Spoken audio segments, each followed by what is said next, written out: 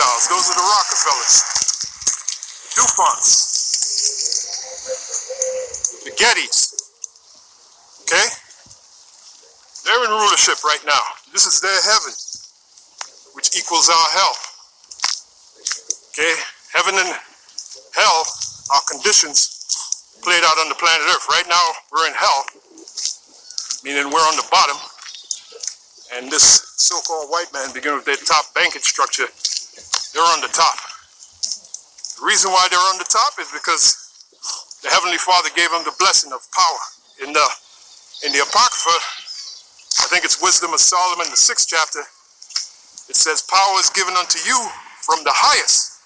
You can go and read that. Wisdom of Solomon, the 6th chapter, beginning at the 1st verse. Okay? So that's why they're ruling. But they're not going to rule forever, even though in, Psalms 49th chapter, the 11th verse, it says, their inward thought is that their houses shall continue forever. They think they're going to rule forever. Wait a minute, let's go through the annals of history. The Babylonians, when they ruled, they didn't rule forever. They had a period of time when they came up in rulership, and then they were brought down. How about the Medo-Persian Empire? Same thing there.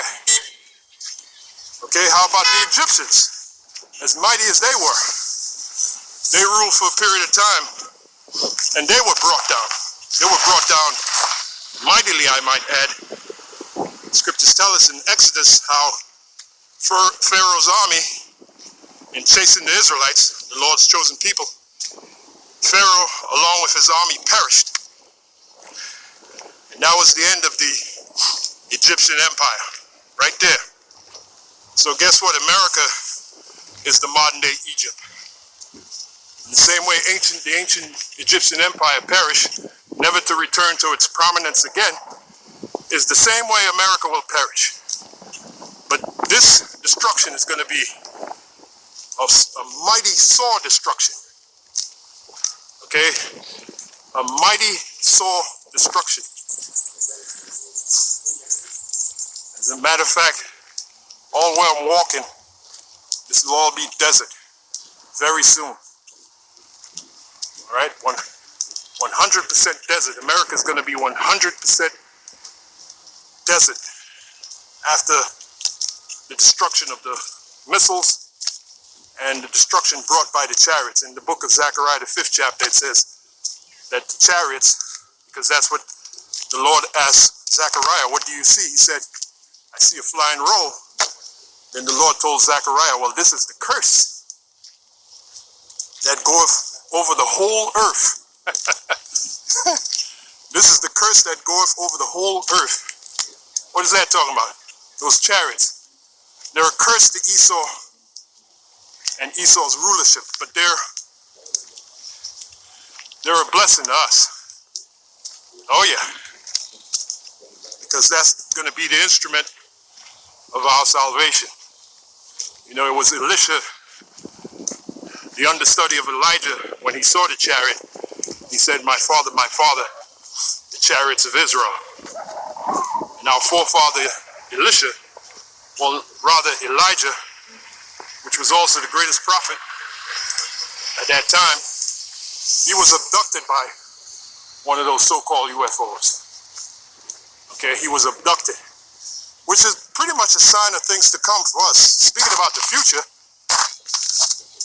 we that's of the hopeful elect, man, we hope to be abducted by those so-called UFOs, by the chariots of the Lord.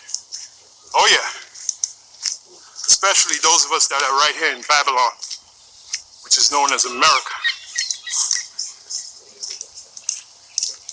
We hope to be abducted and taken up into those chariots. As a matter of fact, a prophecy that comes to mind is the book of Acts. I'm sorry, not Acts, but Isaiah, the 26th chapter, 20th verse, where it says, roughly paraphrasing, it says, come my people and hide from the indignation of the Lord. You know what the indignation of the Lord is? That's the destruction that Yahushua and the angels is coming with. The word indignation means righteous anger. And the Heavenly Father has every reason to be upset and angry. Well, as it is written, he's angry with the wicked every day. Angry with the wicked every day. And who's the wicked? I just told you. I just told you who the wicked is. The Edomites. Esau. There's plenty of reasons why the Heavenly Father is angry with the wicked every day. Look at what they're doing to the planet Earth, the earth that he created, which is supposed to be a joy and a paradise. That's why the earth was known as Eden. The Hebrew word Eden. The Hebrew word for Eden, rather, is Aidan, which means joy or paradise. There you go. So, is it a joy and a paradise right now? Hell no. Prophecy where it says, destroy them. Destroy them that have destroyed the earth. Once again, who is that? Esau, Edom, the wicked. Earth right now is suffering something called deforestation. Look that up. That's why there's a prophecy in Isaiah where it says even the trees are going to rejoice when Esau, Edom is brought down, man. Think about that. Because the trees are a living being, a living entity. And even they're going to rejoice when Esau is brought down. And he's going to be brought down to nothing. There's a prophecy in Job where it says not even his widows. Now this is in the future. When he's brought down and he's underneath us in slavery. There's a prophecy in Job where it says not even his women is going to want him. He's going to look so pitiful. See, right now in this kingdom, he's the hunk. He's the superstar. He's the, like they used to say, he's the big man on campus. He's the big man right now. Yeah, because he's in his power. But what happens when he's stripped of his power? Which he will be stripped of his power by Yahushua. We saw it in 1 Corinthians 15 and 24. Well, I'll tell you what happens. He will be reduced to nothing. All right? And we're going to be ruling over him. And like I said, according to the prophecy, not even his own women is going to want him. Okay? So, that's all part of the future. The future, brothers. The future. There was a song by that group guy. Was it Aaron Hall, I think the lead singer was. They did a song called The Future. Well, that's what's coming in the future. This planet Earth will be ruled in righteousness. Because the people of the Lord, the Israelites, beginning with the elect, is going to be ruling. And what are we going to use to rule? We're going to use the Heavenly Father's laws, statutes, and commandments. That's going to be totally instituted in the kingdom. Totally. All right? We're going to live by Yahushai's laws, statutes, commandments. Like that group, the IUIC says, the laws, the statutes, the commandments. That's going to be, and that's pursuant to Ezekiel, the 36th chapter, where the Lord said, and again, this is dealing with the future, where the Lord said he's going to put his laws in our inward parts, meaning into our mind. So we're going to be programmed to follow the laws, statutes, and commandments automatically in the kingdom. That's that new covenant that the Lord spoke about through Apostle Paul. You go in the book of Hebrews, the 8th chapter. What is it, the 8th verse? It speaks about that new covenant. Well, it starts at the 6th verse. It speaks about a new covenant, which the word covenant means agreement. So it speaks about a new covenant A new covenant that the Heavenly Father is going to have with his people, us Israelites. That is the new covenant. The new covenant or new agreement is that the laws, the statutes, the commandments are going to be programmed within our minds. And that's going to be instituted in the kingdom. And that is part of the future. So we're never going to sin. Okay? Cross over here. We're never going to sin. We're never going to go off as Israelites. That's part of the blessings that Yahweh Bashem Yahushua has for us. So I'm excited, man. I'm excited thinking about it, meditating on it.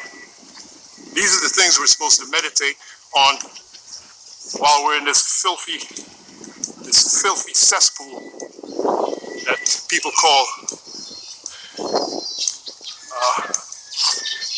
the world. That's what we're supposed to meditate on. The future. It's worth meditating on because it's a glorious future for us Israelites. If you're a Hebrew Israelite, if you're of the other nations, particularly Esau, Edom, it ain't going to be a glorious future for you. It's going to be a painful future for you. An extremely excruciating, painful future. Because you're going into slavery underneath us Israelites, and we're not going to be nice to you. As it is written in Revelation, it says, give them double unto them what they did to us. So all the hardship that we went through underneath you Edomites in your kingdom, while in our kingdom, you're going to go through hardship. You're going to experience what we experience and more. Okay? You're going to be on the bottom. And there's a parable that Yahushua taught, the parable of the rich man. And in the parable, the rich man was catching so much hell that he begged for Lazarus to dip the tip of his finger in water and cool his tongue, which is a metaphor for just give me any kind of relief from this pain that I'm in. So that's an indication of how much pain and turmoil you Edomites are going to be in the kingdom. That right there, that parable right there, the parable of the rich man, which I might do a video on it. You know, Lazarus and the rich man. The rich man represents Esau, Edom. Lazarus represents us. In the parable, Lazarus was a poor beggar. That's us.